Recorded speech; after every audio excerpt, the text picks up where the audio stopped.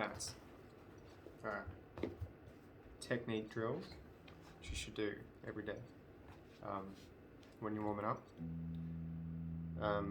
The way I did it is I essentially played the chromatic scale, but I went from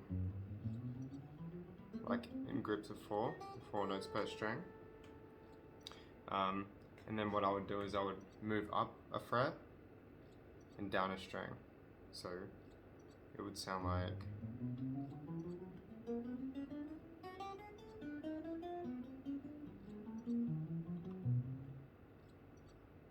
and then go up.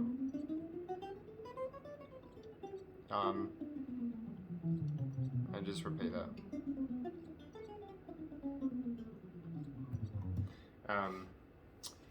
So that's like the pattern, and the way I would do it with my right hand is I would first, like really slowly,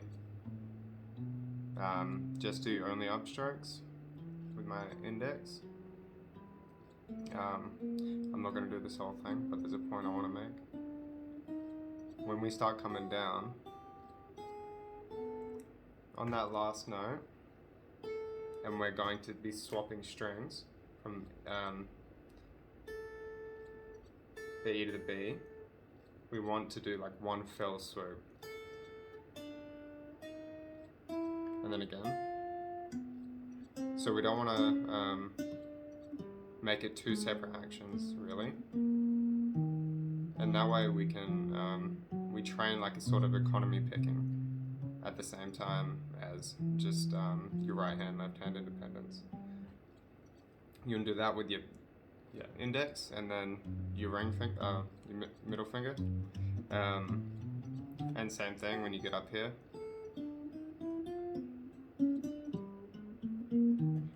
Goes without saying, you want this to be as consistent as possible. You want to do it to a really slow metronome. You want the sound, the volume to be very, very consistent. So you've got this finger, obviously your thumb, all downstrokes.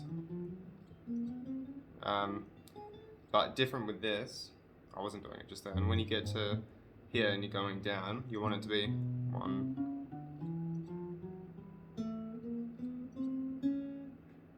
You just want your thumb to fall on it. You don't want to like take it back up and make it another action, as if you were just using a pick. So then I would introduce these two fingers. So like that. Now this is from that Tim Lurch video I sent you, where he holds his fingers like this, and that is essentially a pick. Like that's the upside. Oh, this is the upside and that's the downside. So you're just like, I don't know how to, like this. And your thumb's gonna be picking in front and your index in the back. I don't know, like that.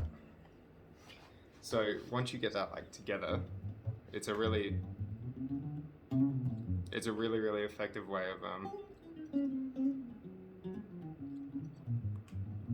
like getting good attack and good speed.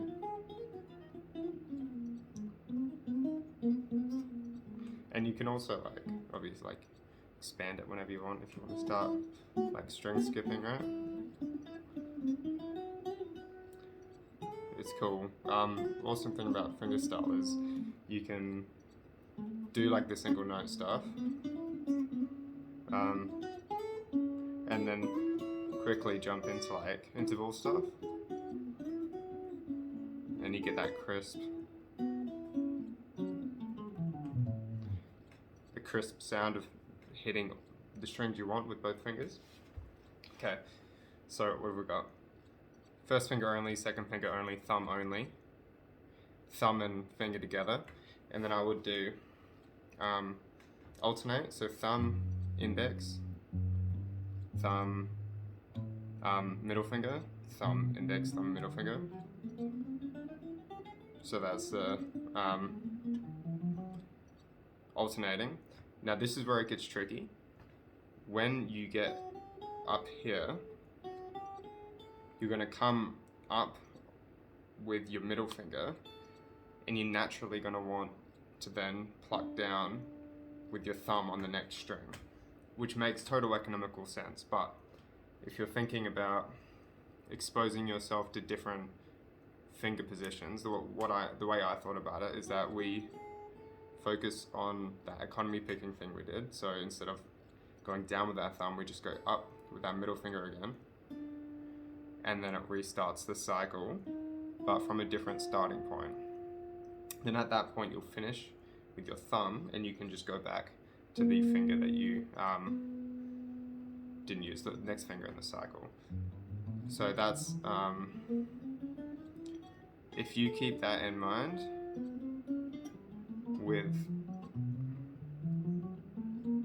all of these exercises, you're always going to find there's going to be at least one movement that's going to like reverse things a little bit and confuse you, but it'll make you think more spontaneously, or react more spontaneously to those weird situations on the fretboard. So you've got your alternating.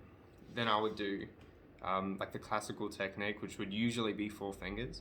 There's multiple techniques, videos on technique for using PAMI, P-A-M-I, which is like thumb. What do you call it? Thumb. What is this? Ring finger. Yeah, doing like this sort of stuff, which I'm not the best at.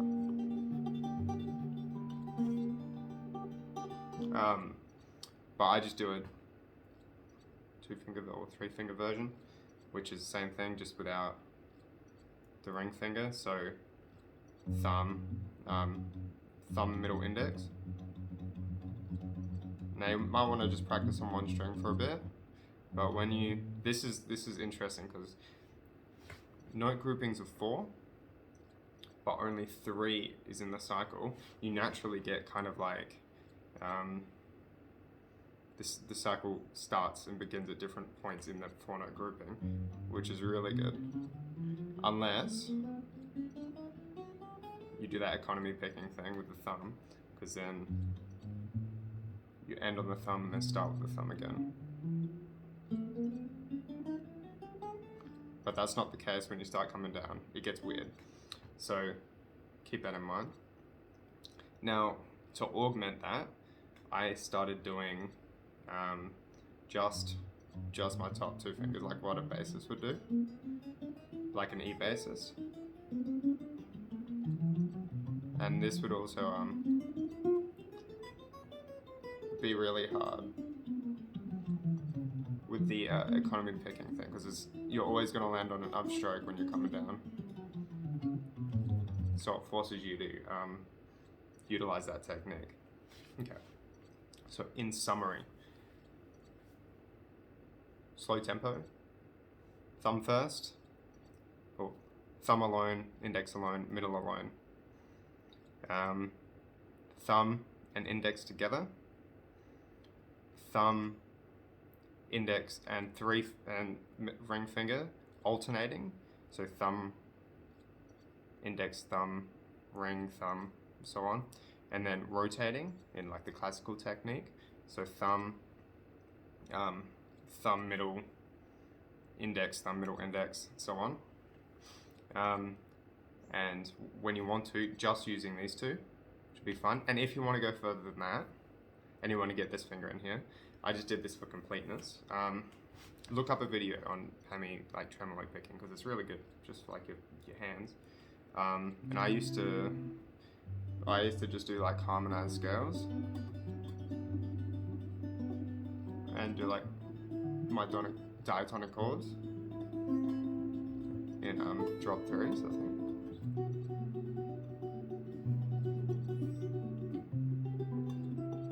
And so on. But yeah, keep in mind in this technique the economy picking, slow tempos, even volume, and even attacks. And if you do this every day, just start with the first couple and build up.